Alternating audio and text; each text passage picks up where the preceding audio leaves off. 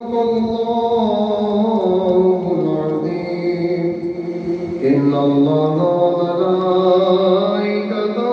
يصلون على النبي يا أيها الذين آمنوا صلوا عليه وسلموا تسليما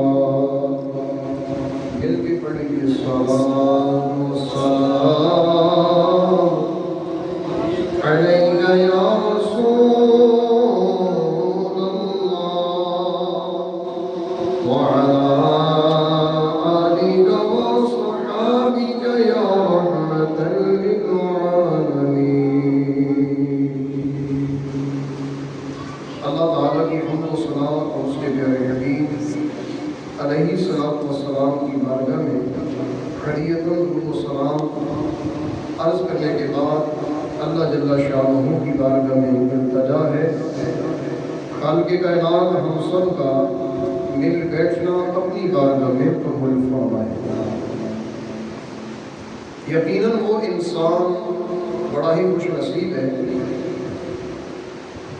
جس کو اللہ اپنے گھر میں بالخصوص بیت اللہ میں آنے کی توفیق عطا کرتا ہے.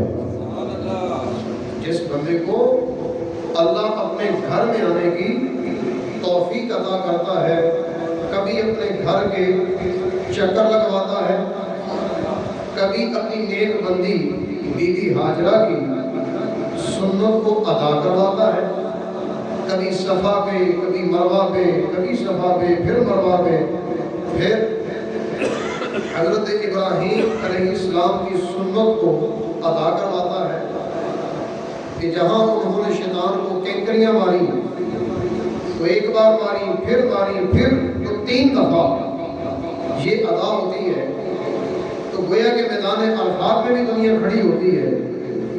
تو یہ ساری باتوں کا نام حج ہے، اور حج ایک ایسی چیز ہے جو اسلام کے اندر ایک بہترین اور بہت بڑا دین اسلام کا ستون ہے. جس طرح نماز اسلام کا ستون ہے تو ایک پلر ان میں سے حج بھی ہے. حج کا جو منکر ہو وہ کافر ہے، اور حج کے مہینے یہی ہوتے ہیں چھوٹی عید کے بعد شوال، ذوالقعدہ، ذی الحجہ، یہ مہینے حج کے ہیں. گویا کہ ان مہینوں کے اندر حج کی تیاری کی جاتی ہے. تیاری والے مہینے ہوتے ہیں کہ جس بندے نے کوئی ذات راہ اختیار کرنا ہے وہ کر لے، جس نے جو بھی کرنا ہے حج کے ایام آنے سے پہلے اس کی مکمل تیاری کر لے. اور تیاری کے اندر بہترین تیاری یہ ہے کہ بندہ وہاں جانے سے پہلے علم دین حاصل کرے. بیت اللہ کی عظمت کیا ہے سیکھے، طواف زیارت کیا ہے یہ سیکھے، حج کے واجبات کیا ہیں وہ سیکھے، حج کی سنتیں کیا ہیں، حج کے اعمال کیا ہیں، حج کے ارکان کیا ہیں. ساری باتیں کسی عالم دین کے پاس بیٹھ کر سیکھے، اور پہلے تو سب سے یہ معلوم کرے کہ کیا میرے اوپر حج فرض تو نہیں، کیونکہ اگر حج فرض ہو چکا تو وہ کرنا لازم ہے. اگر نہ کیا جائے تو انسان اللہ رسول کا مجرم ہے. لیکن اتنا ضرور ہے کہ موت سے پہلے زندگی میں ایک بار حج کرنے کی اجازت ہے. اور کرے گا کون؟ آئیے قرآن سے پوچھتے ہیں. پارہ نمبر 4 سورہ آل عمران، اس کی آیت نمبر 96. اس میں اللہ رب العزت ارشاد فرماتا ہے، آیت نمبر 96 اور 97، اس کا مضمون یہ ہے. ارشاد فرمایا، وَلِلَّهِ عَلَى النَّاسِ حِجُّ الْبَيْتِ مَنِ اسْتَطَاعَ إِلَيْهِ سَبِيلًا وَمَنْ كَفَرَ فَإِنَّ اللَّهَ غَنِيٌّ عَنِ الْعَالَمِينَ. ارشاد فرمایا، لِلَّهِ عَلَى النَّاسِ حِجُّ الْبَيْتِ مَنِ اسْتَطَاعَ إِلَيْهِ سَبِيلًا. اللہ کی کی رضا کے لیے لوگوں پر بیت اللہ کا حج کرنا فرض ہے، اس بندے کے لیے من استطاع، جس بندے کو وہاں جانے کی طاقت ہو، جس بندے کو وہاں جانے کی طاقت سے مراد دو چیزیں ہیں، اس کے پاس کھانے پینے کی، رہنے سہنے کی، ذات راہ کھانے پینے کی استعمال کی چیزیں ہوں، کھانا پینا پہننا وہاں جو ضروریات ہیں یہ چیزیں، اور نمبر 2 سواری، وہاں پہنچنے کے لیے سواری پر قدرت بھی ہو۔ تو جس بندے کے پاس یہ دونوں چیزیں موجود ہیں اس بندے پہ اللہ پاک نے حج کو فرض کر دیا۔ لہذا جو بندہ بھی اس طرح کی کیٹیگری میں ہے حج کرنا اس پہ فرض ہے۔ سواری بھی ہے، مطلب اتنے پیسے ہیں کہ سواری پہ سوار ہو کر وہاں جا سکتا ہے، اتنے پیسے ہوں، اس طرح کھانے پینے کی ضروریات کی زندگی کے بھی پیسے اس کے پاس ہوں، تو پھر ایسے بندے پر حج کرنا فرض ہے۔ لیکن کئی سارے لوگ ایسے ہوتے ہیں جن کو پوچھا جائے کہ آپ کے پاس تو کروڑوں روپے ہے، اربوں روپے کے آپ مالک ہیں، حج کیا؟ تو جواب آتا نہیں۔ پوچھا جائے کیوں؟ کہتے ہیں اوکھا ہے، مشکل ہے، اور یہ مشکل کام ہم سے نہیں ہوتا۔ تو بندہ پوچھے اپنی زندگی کے اندر تمہاری نیکیاں کتنی ہیں؟ تو کہیں گے یار کچھ بھی نہیں۔ پھر پوچھا جائے گناہ کتنے ہیں؟ تو کہتے ہیں یار قدم قدم پہ گناہ ہے۔ تو جب قدم قدم پہ گناہ ہے تو رب حج کیوں کروا رہا ہے؟ ذرا اپنے رب کے اس حکم پہ غور تو کیجیے کہ رب حج کیوں کروا رہا ہے، وہاں کی مشکلیں کیوں دے رہا ہے، وہاں کی آزمائشیں کیوں دی جا رہی ہیں؟ صرف اس لیے کہ اللہ کے حکم پہ عمل کرنا تیرا کام ہے، اور تیری زندگی کے سارے گناہ معاف کر دینا یہ میرے رب کا کام ہے۔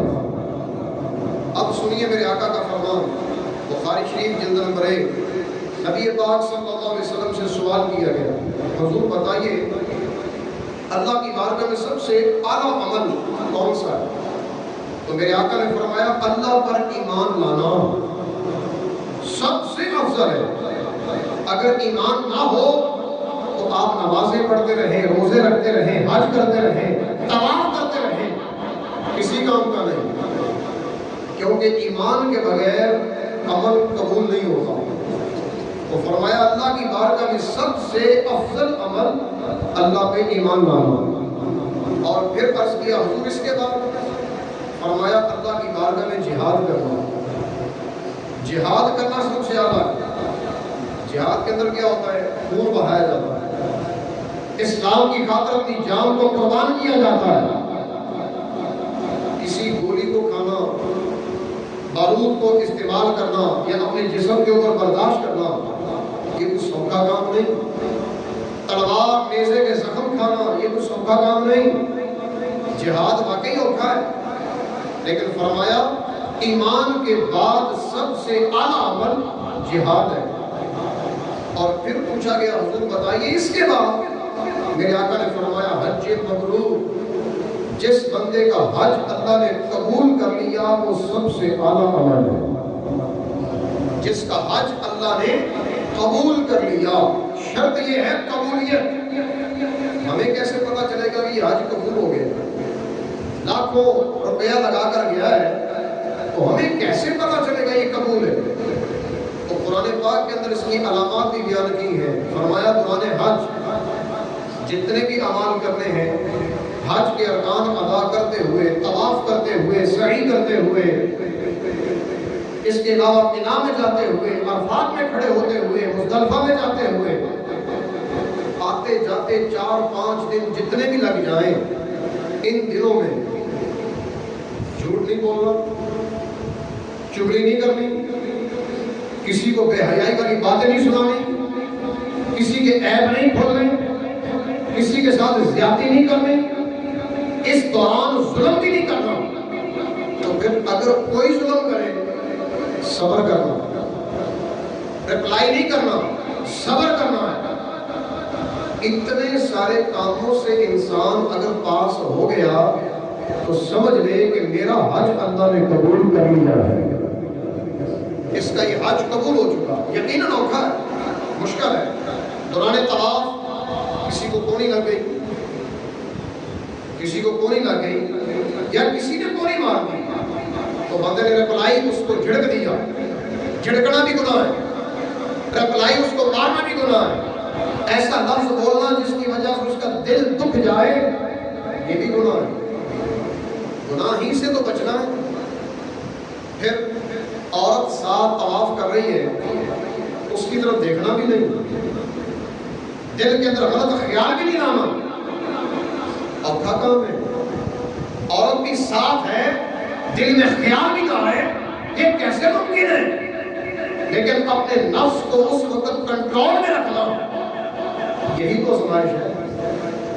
جب اس آزمائش میں انسان پاس ہو گیا تو سمجھ جائے رب نے میرا حج قبول کر لیا ہے، تو یقیناً ان باتوں پہ عمل کیا جائے تو حج مقبول کا ثواب اور اس کا اجر، سارے کام کرنے کا طواف کیا جاتا ہے، طواف زیارت ہوتا ہے۔ اللہ پاک ارشاد فرماتا ہے قرآن میں وَلِيَطَّوَّفُوا بِالْبَيْتِ الْعَتِيقِ، فرمایا چاہیے کہ لوگ پرانے گھر کا آ کر طواف کریں۔ ایک پرانا گھر ہے، پرانے سے مراد پہلا گھر ہے زمین کے اوپر جو بنایا ہے، تو فرمایا پرانے گھر کا آ کر طواف کریں۔ طواف زیارت ایک فرض، طواف زیارت 10 ذی الحجہ الحرام کی صبح سے لے کر آگے 2 دن تک بندے کو اجازت ہے جب بھی کر لے طواف زیارت۔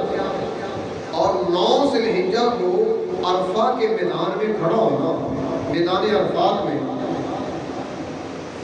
حج کا دوسرا رکن، تو مکمل 2 ہی رکن ہیں۔ گویا کہ یوں کہیں حج کے 2 ہی فرض ہیں، ایک طواف زیارت اور ایک وہاں جا کے میدان عرفات میں کھڑا ہو جانا۔ 2 رکن ادا ہو گئے۔ اس کے علاوہ واجبات ہیں، سعی کرنا واجب ہے، حلق کروانا واجب ہے، قربانی کرنا واجب ہے، طواف کے بعد 2 رکعتیں ادا کرنا یہ واجب ہے، تو باقی سارے واجبات ہیں۔ فرض حج کے 2 ہی ہیں، اور وہ ہے طواف زیارت اور میدان عرفات میں کھڑا ہونا۔ لیکن اللہ پاک کی حکمت کتنی ہے، میرا رب اتنا عظیم ہے کہ جیسے انسان یہ اعمال کرتا ہے تو اس کے گناہ اللہ معاف کر دیتا ہے۔ کیسے؟ نبی پاک علیہ السلام مینا کی مسجد میں تشریف فرما تھے۔ حدیث سننا بڑی توجہ سے۔ حضرت عبداللہ بن عمر اس کے راوی ہیں، جن کا مزار شریف جنت المالا مکے میں ہے، بہت بڑے محدث اور میرے آقا کے صحابی، حضرت فاروق اعظم کے شہزادے، جنہوں نے بچپن سے لے کر آخری عمر تک میرے آقا کی صحبت بھی اپنائی، اور آقا کے دنیا سے پردہ کرنے کے بعد میرے آقا کی ایک ایک ادا کو یاد کر کے اس کو قصدن عمل کیا، جان بوجھ کر قصدن، کہ یہاں میرے آقا نے یوں کیا، یہاں میرے آقا نے یوں کیا۔ گویا کہ عبداللہ بن عمر وہ صحابی ہیں جن کو مصطفیٰ کی ایک ایک ادا پسند تھی، کہ یہاں یہاں میرے آقا نے یوں کیا۔ تو عبداللہ بن عمر رضی اللہ تعالیٰ عنہ کہتے ہیں کہ مسجد مینا میں میرے آقا تشریف فرما تھے، تو میں بھی وہاں حاضر تھا۔ 2 بندے آ گئے، ایک انصاری ہیں اور ایک ثقفی ہیں، 2 صحابی ہیں، قریب آئے اور میرے آقا علیہ السلام سے سلام کیا۔ نبی پاک علیہ السلام نے سلام کا جواب دیا، پھر کہنے لگے یا رسول اللہ صلی اللہ علیہ وسلم، ہم کچھ پوچھنا چاہتے ہیں، دل میں سوال ہے، وہ سوال عرض کرنا چاہتے ہیں۔ یہاں میرے آقا کا جملہ دیکھیں، حضور فرماتے ہیں کہ سوال تم کرو گے یا تمہارا سوال بھی میں ہی بتا دوں گا؟ سوال تم کرنا پسند کرو گے یا کہ تمہارا سوال بھی میں ہی بتا دوں؟ بتاؤ نہیں ماننا لو، یہ غیب ہے کہ نہیں؟ دل کی بات تو شیطان بھی نہیں جانتا، شیطان کی بھی رسائی دل تک نہیں ہے۔ تیری ٹیکنالوجی کچھ بھی نہیں کر سکتی. دل کے اندر کیا ہے کوئی نہیں جانتا سوائے میرے رب کے. لیکن اللہ نے اپنے محبوب کو یہ اجازت دی ہے. مسلمان کا دل مصطفیٰ کی مٹھی میں ہے, آقا کی مٹھی میں ہے. آقا یوں جانتے ہیں جیسے ہاتھ کی ہتھیلی کو انسان دیکھتا ہے. تو میرے آقا نے فرمایا ہاں تم سوال کرنا چاہو گے یا کہ نہیں بتاؤ گے؟ تو وہ آگے سے فرمانے لگے, عرض کرنے لگے یا رسول اللہ آپ ہی بتا دیں. تو پھر کیا ہی بات ہے, پہلے بھی کیا بات ہے لیکن آپ بتائیں گے تو اور مزہ آئے گا. ہم تو بات سننے آئے ہیں. اب میرے آقا علیہ السلام نے ارشاد فرمایا تمہارا سوال یہ ہے کہ جو بندہ اپنے گھر سے مسجد حرام کا ارادہ کر کے وہاں جائے, اللہ کے گھر کا طواف کرے, طواف کے بعد 2 رکعتیں ادا کرے, اس کا ثواب کیا؟ یہ ہے تمہارا سوال. اس کا ثواب کیا ہے, اس کو کیا ملے گا؟ جو اپنے گھر سے چلتا ہے, پیسے لگاتا ہے, اپنا ٹائم نکالتا ہے, اپنے بیوی بچوں کو چھوڑتا ہے, آپ کے اللہ کے گھر میں جاتا ہے, طواف کرتا ہے, پھر اس کے بعد 2 رکعتیں ادا کرتا ہے, کیا ملتا ہے اس کو؟ پھر ارشاد فرمایا طواف کے بعد سعی کرتا ہے, کبھی صفا پہ کبھی مروہ پہ چکر لگاتا ہے, 7 چکر گنتی کر کے پورے کرتا ہے, کہیں کم نہ ہو جائے, ادا پوری ہو جائے, سنت بی بی حاجرہ مکمل ہو جائے, چکر پورے کرتا ہے. تو یہ صفا مروہ کی سعی کرنے کا کیا فائدہ ہے؟ پھر میرے آقا فرماتے ہیں جو حضرت ابراہیم علیہ السلام نے شیطانوں کو کینکریاں ماری تھی, عربی میں کہتا ہے رمی جمار, اور رمی کینکر پھینکنا. تو یہ جو شیطانوں کو کینکر مارے جاتے ہیں 21 کینکریاں, تو 21 کینکریاں جو چھوٹی چھوٹی ماری جاتی ہیں, اس کا کیا ثواب ہے؟ کیا شیطان وہاں بیٹھا ہوگا یا شیطان کو لگتی ہے؟ وہ آگے سے پتھر ہے, ایک نشان ہے, بس صرف بات یہ ہے کہ میرے خلیل کی ادا کو ادا کیا جائے. تجھے شیطان نظر آئے یا نہ آئے, ان کو تو نظر آیا تھا, ان کو تو نظر آیا تھا, کینکری لگی تھی, شیطان بھاگ گیا. لیکن تیری کینکری سے نہ کوئی شیطان بھاگتا ہے نہ تجھے نظر آتا ہے, بس حکم یہ ہے میرے خلیل کی ادا کو ادا کیا جائے.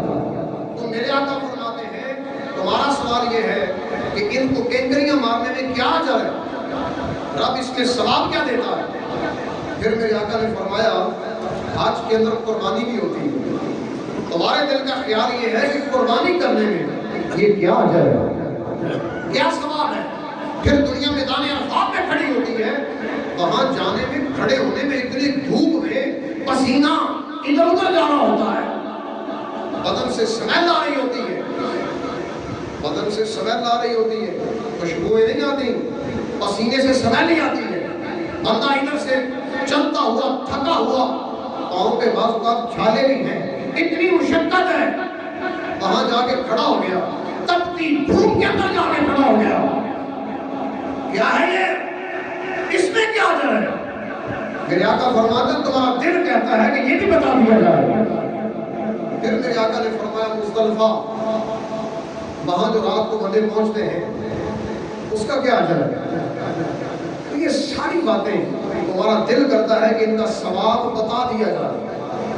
تو یقین مانے کہ وہ صحابی کہنے لگے یقیناً اس ذات کی قسم جس نے آپ کو حق کے ساتھ دنیا میں بھیجا, جو ہمارے دل میں سوال تھا یقیناً یہی ہے, جو آپ نے بیان کر دیا ہمارے دل میں بھی یہی تھا. اعلیٰ حضرت سے پوچھے تو میرے امام کہتے ہیں سر عرش پر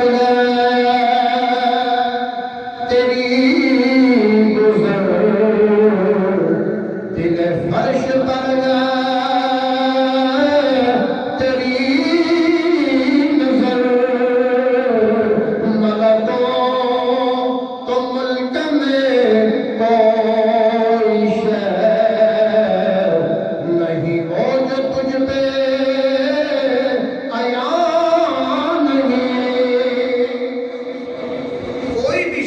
کائنات کی ایسی نہیں جو میرے آقا سے پوشیدہ ہو، ہر چیز سامنے ہے۔ تو گویا کہ مزے والی بات یہ ہے جب سنہری جالیوں کے سامنے بندہ حاضر ہوتا ہے۔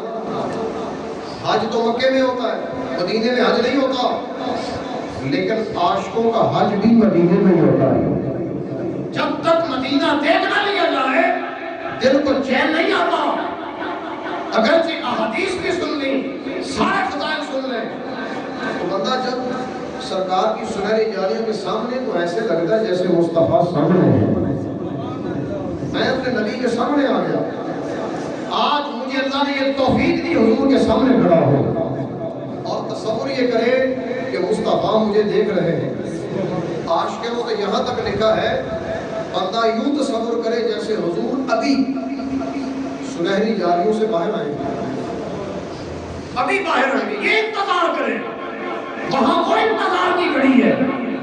تو بہرحال ادھر میرے آقا نے فرمایا تمہارا دل یہ کرتا ہے، دل کی بات پڑھ کے ان کے سامنے رکھ دی۔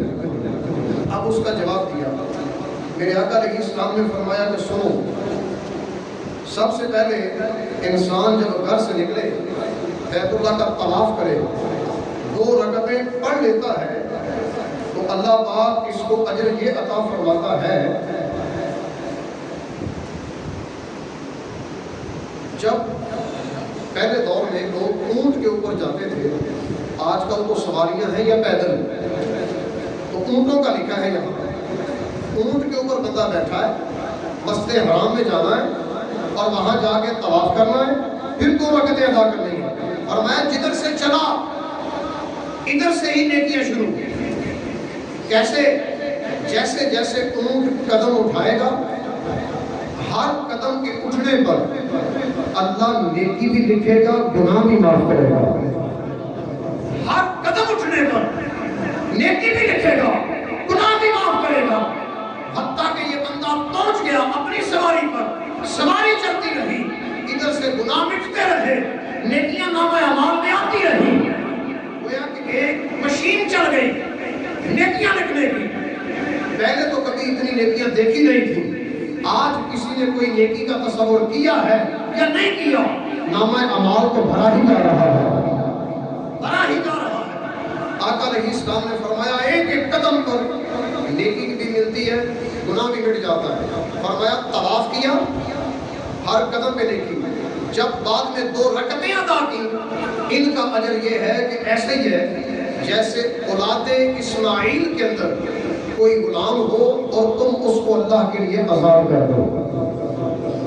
اولاد اسماعیل کے اندر حضرت اسماعیل کی اولاد میں کوئی ایسا غلام ملے جس کو اللہ کے لیے آزاد کر دیا جائے، اتنا ثواب ملتا ہے طواف کی 2 رکعتیں ادا کرنے سے۔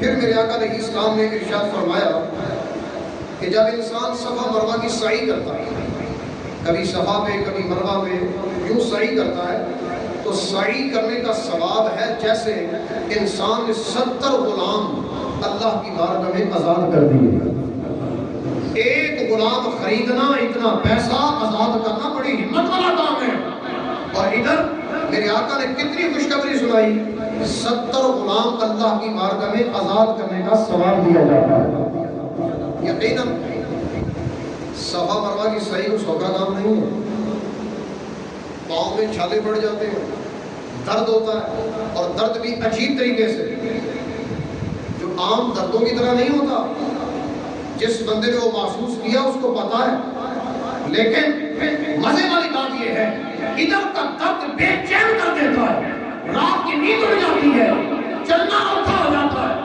کمال کی بات یہ ہے اس درد میں اتنا مزہ ہے، ادھر سے درد بھی ہو رہا ہے، انسان چل بھی رہا ہے، درد بھی ہو رہا ہے، چل بھی رہا ہے، یوں سمجھ لو کہ اس درد میں بھی اللہ پاک نے مزہ ہی رکھا ہے۔ اور ادھر میرے آقا کیا فرماتے ہیں، اس درد کا مزہ بھی لیتے جاؤ، ساتھ ثواب بھی لیتے جاؤ۔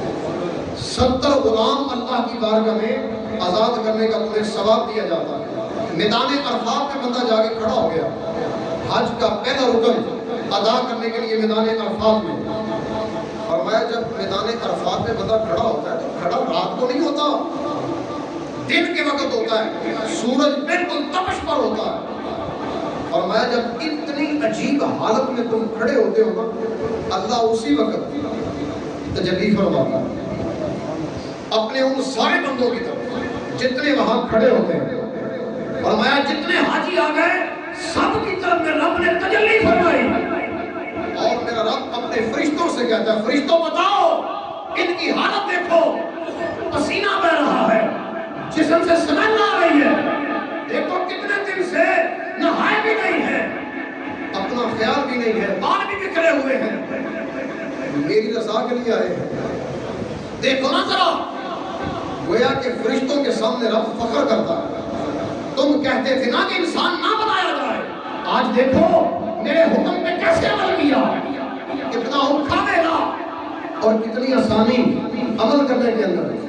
فرمایا فرشتوں ذرا گواہ ہو جاؤ، یہ جتنے ہیں نا میں نے سب کو سارے گناہوں کو معاف کر دیا ہے، آج سب کو معاف کر دیا۔ اگلا جملہ یہ ہے، میرے آقا فرماتے ہیں کہ پھر رب کہتا ہے معاف کرنے کے بعد فرماتا ہے حاجیو میدان عرفات سے جب تم جاؤ نا مزدلفہ کی طرف تو میں خوشخبری یہ دیتا ہوں تمہیں بھی معاف کر دیا، جس کو تم کہو گے میں اس کو بھی معاف کرتا جاؤں گا، جس کو تم کہتے جاؤ گے۔ یہی وجہ ہے جو حج کر کے آتا ہے اس سے دعا کروانی چاہیے، کیونکہ رب تعالیٰ کا خاص انعام ہوتا ہے اس بندے پر، میدان عرفات کا فیض مل گیا۔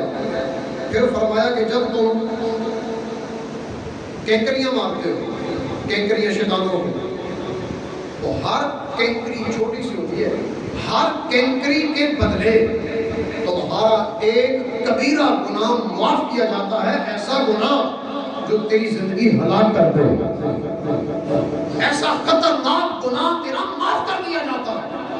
تو بتاؤ نا ذرا، 21 کینکریاں ہوتی ہیں، 21 کبیرہ خطرناک گناہ انسان کے مٹا دیے گئے۔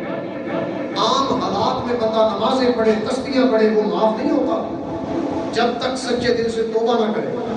اور یہاں کوئی اس طرح کا ارادہ نہیں، صرف کینکری ماری ہے، رب کی رحمت اتنی وسیع ہے وہ گناہ سارے معاف کر دیں گے۔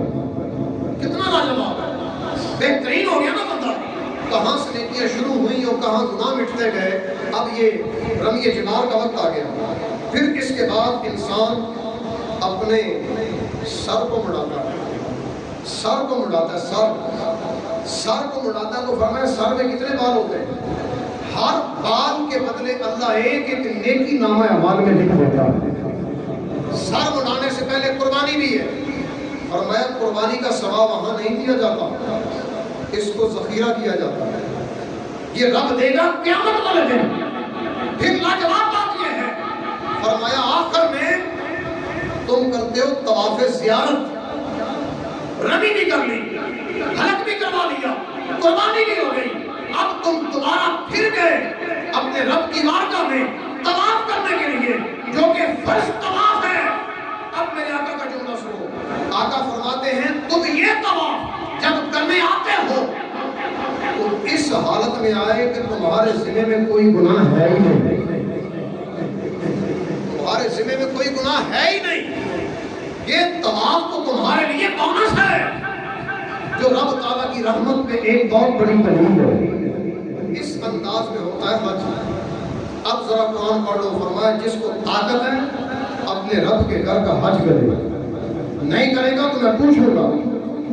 اور حدیث پاک یہ ہے کہ جو بندہ جان بوجھ کر حج نہ کرے، فرمایا یہودی مر جائے یا عیسائی مر جائے، مجھے اس کی کوئی پرواہ نہیں، کوئی پرواہ نہیں اس کی، یہودی مر جائے یا عیسائی مر جائے۔ تو اس لیے جس بندے کے پاس طاقت ہے، یہ ایام ہے حج کے، ارادہ نہیں بھی بنتا تو یہ فضائل سن کے ارادہ بنا لینا چاہیے۔